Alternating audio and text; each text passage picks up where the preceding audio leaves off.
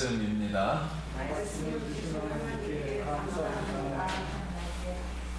마태복음 13장 24절. 예수께서 그들 앞에 또 비유를 들어 이르시되 천국은 좋은 씨를 제밭에 뿌린 사람과 같으니 사람들이 살 때 그 원수가 와서 옥시 가운데 가라지를 엎드리고 하더니 싹이 나고 결실할 때 가라지도 보이거늘 집주인의 종이가 나서 말해 주여 배고프시를 주지 아니하나이까 그런데 가라지가 어디서 생겨나이까. 주인이 이르되 원수가 이렇게 하였구나. 종들이 말하되 그러면 우리가 가서 이것을 뽑기를 원하시나이까. 주인이 이르되 가만두라 가라지를 뽑다가 옥시까지 뽑을까 염려하라. 둘 다 추수 때까지 함께 자라게 두라. 추수 때에 내가 추수꾼들에게 말하기를 가라지는 먼저 거두어 불사르게 단으로 묶고 곡식은 모아 내 곡간에 넣으라 하니라. 이는 예수께서 우리를 떠나사 집에 들어가시니 제자들이 나와 이르되 밭에 가라지의 비유를 우리에게 설명하여 주소서. 대답할 때 이르시되 좋은 씨를 뿌리는 이는 인자요 같은 세상이여 좋으시는 천국의 아들들이여 가라지는 악한 자의 아들들이요. 가라지를 뿌린 원수는 마귀요 추수 때는 세상 끝이요 추수꾼은 천사들이니 그런즉 가라지를 거두어 물에 사주는 것 같이 세상 끝에도 그러하리라. 인자가 그 천사들을 보내리니 그들이 그 나라에서 모든 넘어지게 하는 것과 또 불법을 행하는 자들을 거두어내어 붉은 물에 던져 넣으리니 거기서 울려 이를 하게 되리라. 그때 의인들은 자기 아버지 나라에서 해와 같이 빛나리라. 귀 있는 자는 들으라. 아멘. 할렐루야. 아멘. 성도님 만나서 반갑습니다. 한 번 더 인사하겠습니다. 한 주간 평안하셨습니까?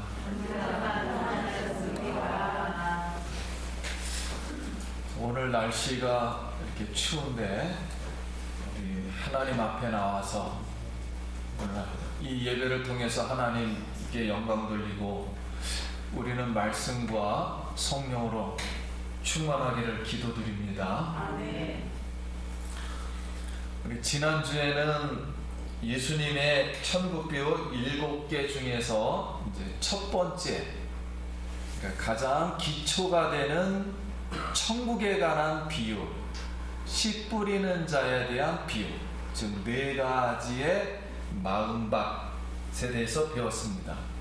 즉 천국은 다른 말로 하나님의 나라라 그래요. 하나님의 통치는 옥토처럼 마음이 하나님 말씀을 잘 받아서 심겨짐으로 하나님의 나라가 시작된다는 거예요. 그리고 천국 백성이 될 수 있다라는 것이 첫 번째 비유입니다. 그럼 이제 하나님의 말씀이 이 안에 들어와서 심겨져서 잘 자라게 되면 우리가 하나님의 아들이라 그러죠. 하나님의 자녀. 그런데 옥토에 떨어졌다 할지라도 어떻게 하나님 말씀을 계속 자라게 해서 열매 맺게 해야 되느냐, 보존을 시킬 수 있느냐 하는 것이 오늘 알곡과 가라지에 관한 비유입니다. 그러니까 믿지 않는 사람들 또는 악한 사람들 또는 말씀이 내 마음밭에 없었던 사람들하고 관계를 어떻게 해야 되는가 하는 내용입니다. 제가 고등학교 때 학교에 이제 대민 지원 연락이 오면 저도 1년에 2번씩 모내기철에 별을 심으러 가고 가을철에 추수 때 논에서 나는 피라 그러죠. 가라지. 그걸 이제 뽑으러 가거나 또는 별을 이제 베러 수확하러 이제 갑니다. 그런데 모내기 할 때는 모판에 100% 쌀만 심어요. 벼만. 그걸 가지고 뭐를 내는데 가을에 되면은 가라지가 그렇게 많아요. 피라 그럽니다. 왜냐하면 이 피에서 나온 그 씨가 떨어져서 그 다음 해 논에 있다가 벼하고 뿌리가 섞여가지고 같이 자라서 나옵니다. 그래서 피를 뽑을 때는 우리가 그 이파리가 똑같아요. 진짜 구분이 안 돼요. 진짜 구분이 안 되고 설사 구분을 했다 할지라도 뽑으면은 뿌리가 같이 섞여 있어서 같이 뽑힙니다. 이 벼가. 그래서 뽑을 수가 없어요. 그래서 가을에 머리에 있는 그 피만 쭉 뽑으면은 고구마 뽑아져요. 그래서 그렇게 이제 뽑았습니다. 예수님이 살던 시대에도 어떤 농부가 자기 밭에 이 밀을 뿌렸는데 그 농부와 원수된 사람이 복수하려고 밤에 몰래 독보리라 합니다. 독보리를 뿌리고 이제 갔습니다. 근데 밀보다도 그 당시에는 독보리가 더 많았대요. 그래서 이 로마 당국이 이 독보리를 뿌린 악한 사람을 찾아다가 벌을 주었답니다. 이런 배경을 가지고 예수님이 오늘 알곡과 가라지 비유를 천국이 어떻게 임하는가, 천국 백성은 어떻게 되며 천국 백성은 이 세상에서 어떻게 믿지 않는 사람들과 관계해야 되는가를 설명해 주는 겁니다. 그래서 주인이 밭에 좋은 씨를 뿌렸는데 밭에 사람들이 잘 때 악한 자가 와서 가라지를 덧뿌리고 갔어요. 그래서 알곡도 자라고 자라자 종들이 가서 보니까 가라지도 함께 자라고 있는 거예요. 그래서 종이 주인에게 가라지가 어디서 생겼습니까? 질문하니까 주인이 원수가 이렇게 하였구나.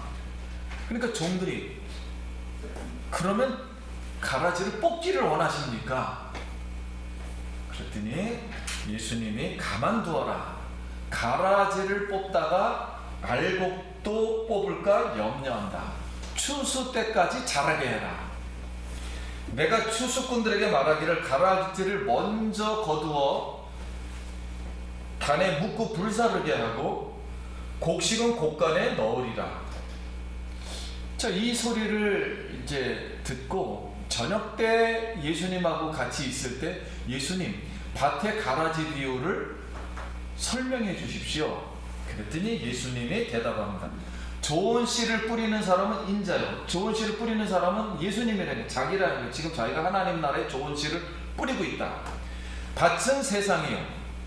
좋은 씨는 천국의 아들들이요. 그 하나님의 백성을 만들고 있다는 거예요. 지금 그 복음을 전하면서 좋은 씨는 하나님이요. 가라지는 악한 자의 아들들이요. 가라지를 뿌린 원수는 마귀요. 추수 때는 세상 것이요 추수꾼은 천사들이니. 그런 뜻입니다. 무슨 말씀을 예수님이 하려고 하는 뜻은 세상에서는 하나님의 말씀을 즉 천국을 받은 사람들과 마귀의 말을 받은 사단의 말을 받은 아들들도 함께 자란다는 거예요. 함께 공존해서 지금 살아가고 있다는 거예요. 그래서 악한 자, 예수님은 천국봉으로 하나님의 아들들을 그때 만들고 있어요. 계속. 그래서 제자들도 지금 따라오고 있는 실정입니다.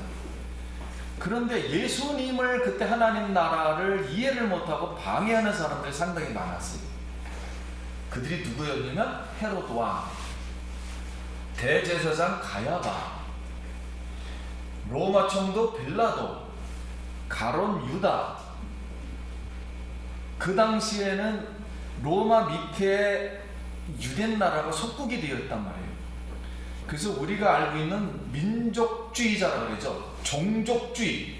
여기에 그냥 아주 그냥 파묻혀 있는 분들이 있어요. SM파들. 그 다음에 신비주의자. 왜냐면 쿰난 동굴에 들어가서 신비스럽게 신앙생활을 하는 거예요. 그런 신비주의자. 그리고 국가 종교였기 때문에 유대교가 정치하고 연결을 해서 자기의 이득을 취한, 정치가 임명한 사람들, 바리새인, 사두개인, 서기관들, 이런 사람들을 통해서 정치, 사회, 경제, 종교, 국가적인 지위를 이용하여 자기의 탐욕을 위해서 예수님을 십자가에 못 박아 죽이는 가라지 역할을 하고 있는 사람들로 자라고 있었어요. 그 당시. 그러니까 우리가 천국 비유가 굉장히 단순하지만 상당히 믿는 사람에게는 알게 하고 믿지 않는 사람은 모르게 하는 거예요. 천국 비유는. 그래서 마귀는 자기 자신을 광명한 천사로 가장하기도 하고 양의 옷을 입고 나오는 이리와 같은 이단 또는 교사 역할도 하기도 하고, 예수님의 제자 공동체에는 가룟 유다도 있었는데 예수님을 배반했어요. 근데 왜 배반을 했냐면 3년 내내 예수님 앞에 따라다녔습니다. 왜냐하면 예수님이 유대 사람이고 예수님도 유대 사람이에요. 그리고 가난한 자 돌봐주고 귀신 내쫓고 그 다음에 뭐 하나님 나라의 정의 외치고 그러니까, 그리고 메시아라 본인이 그랬어요. 나중에는 메시아라는 뜻은 그 당시 사람들은 메시아고 하나님이 보낸 사람이 오면 당장 악한 사람을 싹 멸하는 거예요. 그 즉시 멸하고, 유대 사람들은 하나님의 백성이라고 믿고 있으니까 다 부자 되게 해주는 거예요. 전 세계를 통치할 수 있는 갑자기 부자가 되게 해주는 거예요. 이런 천국관을 가지고 있었단 말이에요. 그래서 이 유대 나라가 로마로부터 속국이 받으니까 이거 악한 사람들이잖아요. 그러니까 민족주의자라고 그러는데 이걸 다른 말로 종족주의자라고 그럽니다. 민족주의가 상당히 좋은 것 같지만은 우리도 우리나라 민족이 있죠. 그러나 성경으로 볼 때는 계속 올라가다 보면 아담의 다 후손입니다. 그래서 모든 아담의 족속들이에요. 그래서 너무 민족주의를 강조하면 문제가 발생합니다. 그래서 이 가룟 유다는 민족의 독립을 위해서 예수님도 같이 동참을 하려고 그러는 거구나. 이 사람이 나라를 뒤엎어버리겠구나. 로마를 위해서. 수많은 민족이 따르니까요. 그런데 끝까지 잘 나가다가 예수님이 나는 죽으러 갈 거야. 막 자꾸만 그런 소리를 하니까, 물가도 걷고 귀신도 내쫓고 뭐 다 오병이어로다 5,000명도 먹인 사람이, 그러면 대통령감 이상인데 갑자기 죽으러 간다 그러고 로마하고 싸울 생각을 안 하니까 이상하단 말이에요. 그래서 가룟 유다가 머리를 씁니다. 거래를 하지. 예수님이 저렇게 해서 말을 안 들으니까 스승이어도 어쩔 수 없다. 거래를 해서 돈을 받고 십자가에 못 박아 죽이라고 팔아버려요.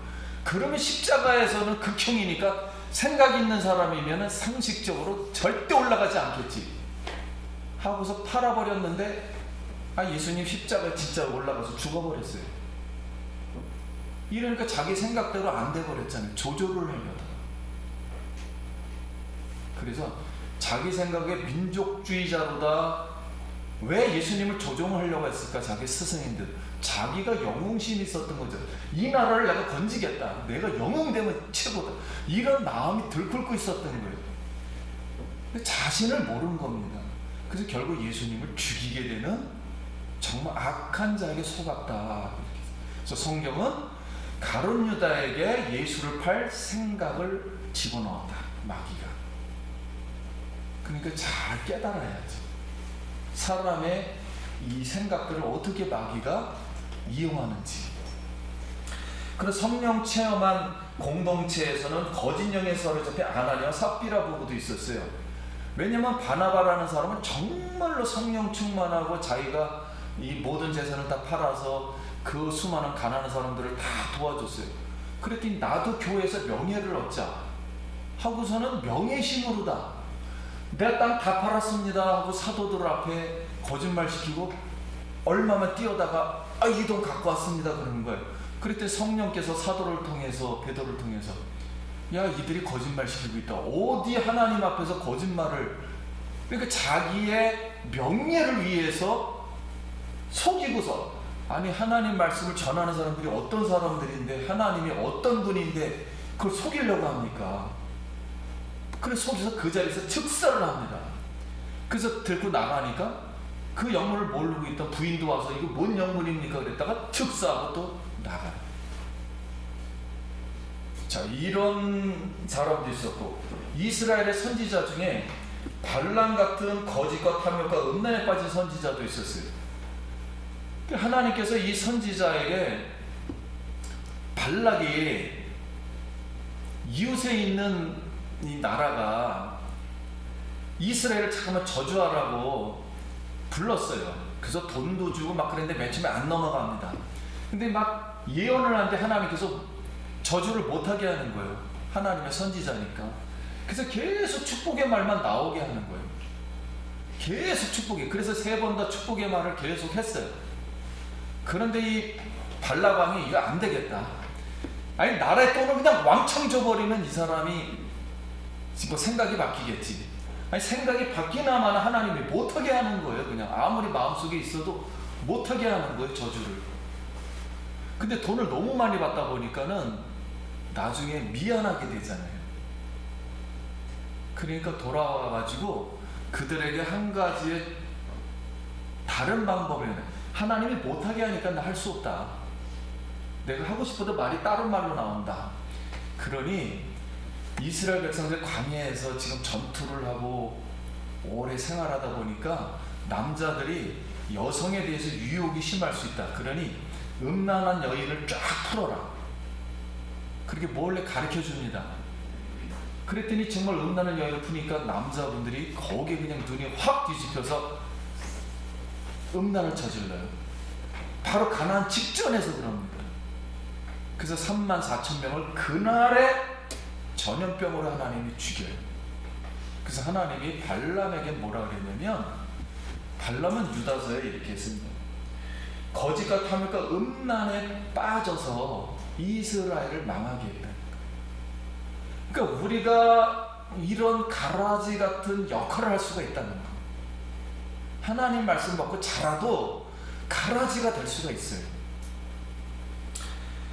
천국 백성은 세상에서 그래서 이렇게 빨리, 세상에 지금 악한 사람들이 많잖아요. 우리가 생활하다 보면 내 주변에, 가정에, 뭐 교회, 아니면 여러 일터에 막 사기하는 사람, 막 거짓말 시키는 사람, 여러 종류 사람이 많아요. 믿던 안 믿던.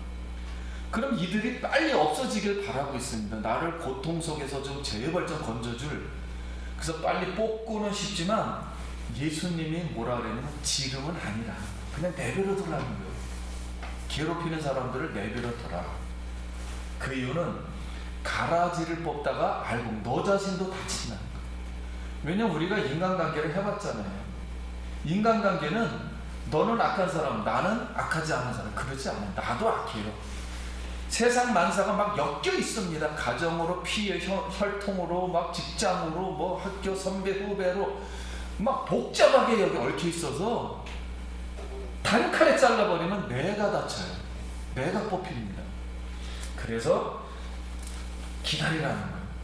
두 번째는 심판은 주인의 방법으로 하겠다는 거예요. 왜냐면 인간이 그렇게 할 수도 있어요. 어느 정도는. 근데 완벽하지가 못해서 인간은 그 사람이 나중에 감옥 갔다 봐요. 또 복수해버리지. 그렇기 때문에 인간은 한계가 있어요. 그래서 심판은 인간에게 주지를 않았습니다. 심판권은. 그래서 하나님의 때에 하나님 방법으로 하시겠다 하는 거예요. 그래서 세 번째는 알곡과 가라지는 스스로 드러난다는 거예요. 그 천국의 원리라는 것은, 지금은 세상 나라잖아요. 천국은 세상 나라, 지구가 다 하나님 멸망시키고 새로운 나라를 만드는 전혀 다른 세상이에요. 그래서 원리 방법이 다릅니다. 그러니까 스스로 그냥 나타나게 돼요. 악한 자와 선한 자가. 원리 자체가 달라요. 물과 기름의 관계입니다. 그래서 스스로 드러나는 건 맨 마지막에는 알곡은 천국 곳간으로 해같이 빛날 것이지만 가라지는 불타는 그런 지옥으로 고통받을 거라는 거예요. 그래서 이 말씀을 통해서 우리가 교훈받는 것은, 지금 세상에서는 알곡과 가라지가 함께 자라고 있으므로 천국 백성들이 할 일은, 그러니까 천국 백성이 할 일은, 첫째는 세상이 이상적인 나라가 될 거라는 지나친 기대나 환상을 버려야 됩니다. 그러니까 대한민국이 엄청 앞으로 잘 살면 우리가 엄청 부자가 돼서 잘 살겠지. 이런 환상을 버려야 됩니다. 그리고 하나님이 돌봐주기 때문에 우리 가정과 우리 교회와 우리나라는 전혀 문제가 없겠지. 앞으로 기도 많이 하면 더 없겠지. 아닙니다. 기도를 아무리 많이 해도 그런 환상은 버려야 됩니다. 세상이라는 것은 본성 자체가 악하고 죄의 세상이기 때문에 그렇게 절대 못합니다. 지금의 세상의 왕들이 아무리 많아도 그들이 뭉치면 하나님을 대적하게 되지, 그들이 하나님 앞에 모여가지고 하나님 나 말씀 듣겠습니다, 세상을 잘 통치하겠습니다, 절대 그러지 않는다는 거예요. 그래서 지나친 환상은 버려야 돼요. 그래서 기독교인이 나는 내가 열심만 있으면, 내가 똑똑하기만 하면, 내가 정말 세상에서 돈만 있으면 뭐든지 할 수 있다는 그런 사고는 버려야 돼요. 기독교인은 더욱더 그렇습니다. 그래서 미국 개척 시대에 그 인디안들의 땅을 이제 어쩔 수 없이 이제 빼앗았어요. 그래서 미안해서 인디안 명부에 올리기만 하면은 평생 땅 주고 집 주고 월급 주고 생활비 주고 은퇴비 주고 앉아서 놀고 먹을 수 있게 해주었어요. 그래서 많은 인디언들이 명부에다 올려놓으니까 풍족한 거예요. 그러니까 일하지 않고 맨날 아편 중독, 술 중독, 게으르고 병 생기게 되어 타락해서 방종하는 사이로 폐일이 되어버렸어요. 그래서 인디언은 그렇게 망해버렸어요. 그래서 이것을 본 이 똑똑한 인디언들은 이런 어마어마한 혜택을 알면서도 명부에 이름을 올리지 않아요. 올리지 않고 직접 걸어서 먹는다고 합니다. 왜냐하면 기독교의 정신은 일하기 싫은 사람은 먹지도 말라, 힘써 엿새 동안 일하는 것이지, 글로서 자기가 일하지 않는 소득은 기독교인들은 성경에서 말할 때 하나님의 법칙이 아니에요. 하나님의 은혜로는 줄 수는 있지만 일부러 그렇게 소득 없는 이득은 얻는 것은 다 하나님께로 바쳐야 됩니다. 그래서 일하지 않고 얻는 소득은 자신을 죽이기 때문에 이들은 지금도 고생을 하면서 그냥 일하고 있습니다. 대부분 이들은 기독교인들입니다. 왜냐하면 기독교 정신이 어긋나가니까. 세상은 우리에게 일하지 않고 부자가 되게 해주겠다. 평범한 사람은 이런 말을 안 해요. 저기에 정치하는 분들이 주로 그렇게 합니다. 이상적인 복지국가를 만들어주겠다고 유혹합니다. 여러분, 정부에서 돈이 어디서 나옵니까? 국민 세금으로 나오지. 그래서 언어로 볼 때는 좋은 말이지만 실제는 사실 가능한 얘기들이 그렇게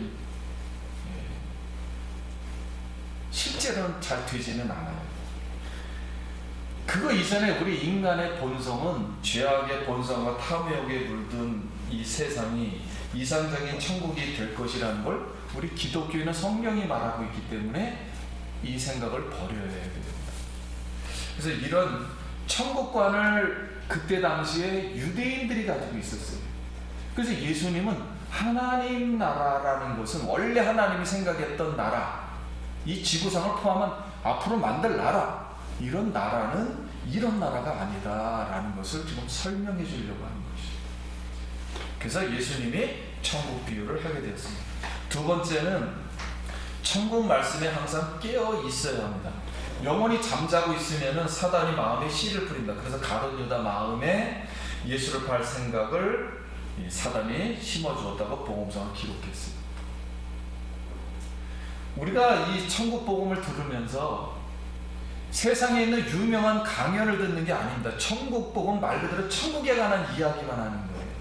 그래서 천국 하나님 나라를 뭐 사회학적으로, 경제학적으로, 심리학적으로, 정치학적으로 접근하고 설명해서는 이해가 안 되는 겁니다. 설사 그렇게 설명해서 잘 돼서 은혜 받았다 할지라도 하나님 말씀은 아닙니다. 이 하나님 나라의 말씀은 우리 하나님의 백성들이 어떻게 세상에서 다치지 않고 하나님께 복을 받고 잘 하나님 나라로 갈 수 있는가, 그리고 영혼이 보존될 수 있는가를 설명해주는 진리의 말씀입니다. 그래서 이 말씀을 듣고 여러분 잘 깨닫기를 소원합니다. 세 번째는 천국 백성은 가라지를 뽑는 일이 아니라 알고 하나님의 아들들이 되도록 하나님 말씀 순종하고 자면서 다른 신자를 알곡으로 만드는 게 신자의 임무입니다. 우리 신자에게는 세상이 잘못됐다고 심판할 권세를 우리에게 준 게 아니에요. 오직 심판할 수 있는 분은 하나님 한 분밖에는 없습니다.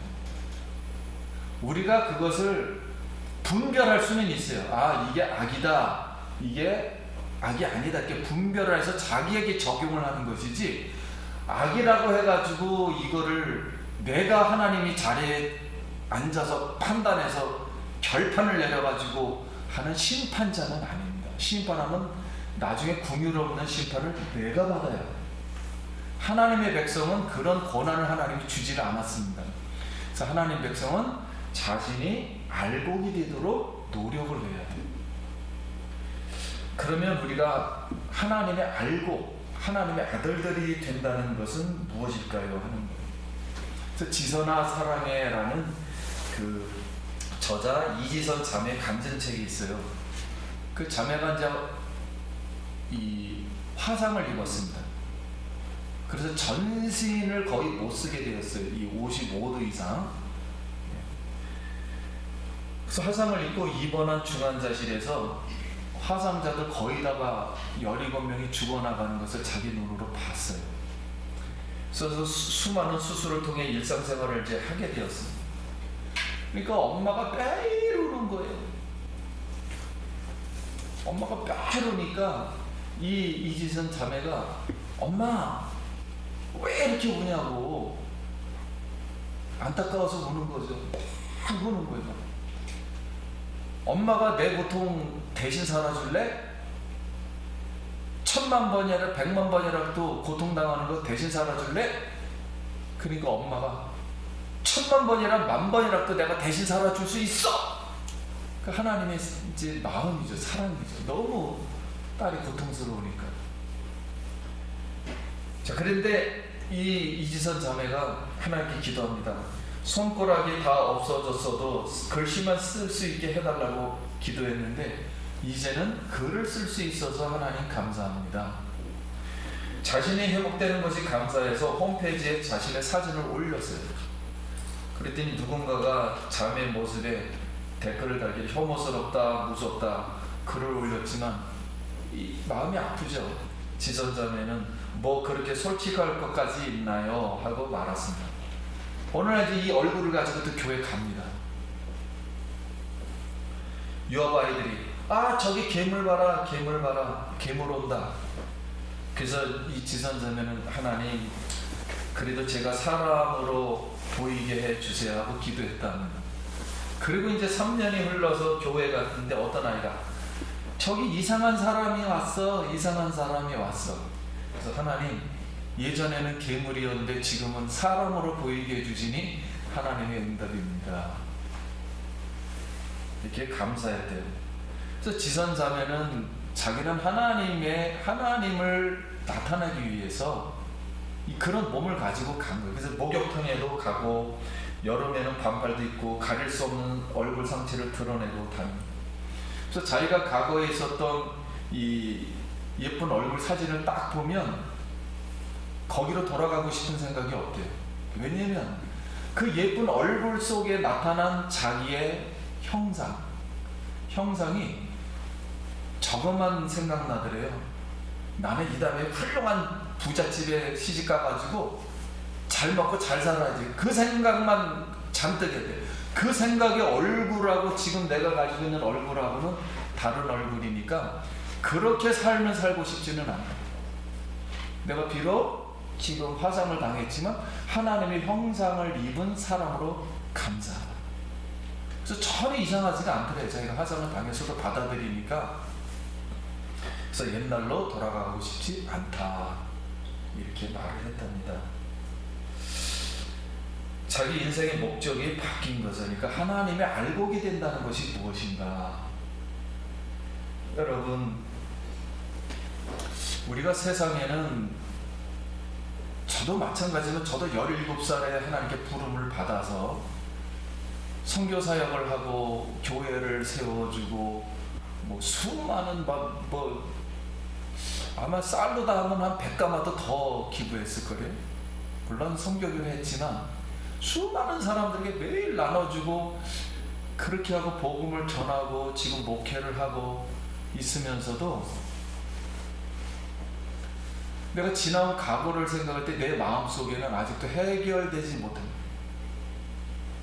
왜냐면 우울하거나 아니면 아직도 내 마음속에 미워하거나 아직도 내가 여태까지 행했던 모든 단점들, 성경에서 말하는 죄를 조금이라도 지었던 사람들의 그런 모습들이 그대로 마음속에는 존재해요. 실제 행동은 그렇게 안 했다 할지라도. 그걸 보면서 성경에 있는 죄인의 모습이 그대로 아직도 남아있어요. 그래서 하나님 앞에 신앙생활이라는 것은 성경에서 말하는 내가 죄인이라는 걸 계속 확인하는 작업이구나 하는 요새 생각이 이렇게 들어갑니다.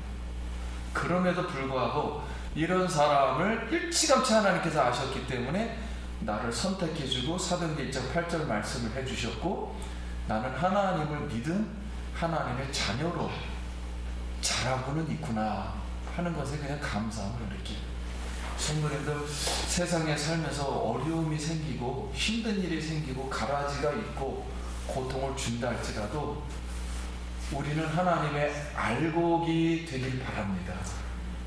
알곡으로서 자라기를 바랍니다.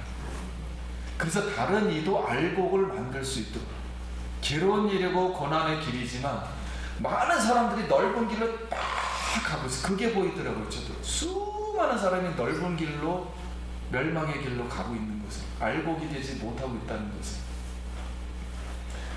오늘 예수 그리스도 통해서 하나님 말씀을 주셨습니다. 하나님의 씨를 주셨습니다. 알곡의 씨를 주셨습니다. 이 예수님 모시고 아버지께 더욱더 알곡으로서 영광 돌리기를 예수님 이름으로 소원드립니다. 기도하겠습니다.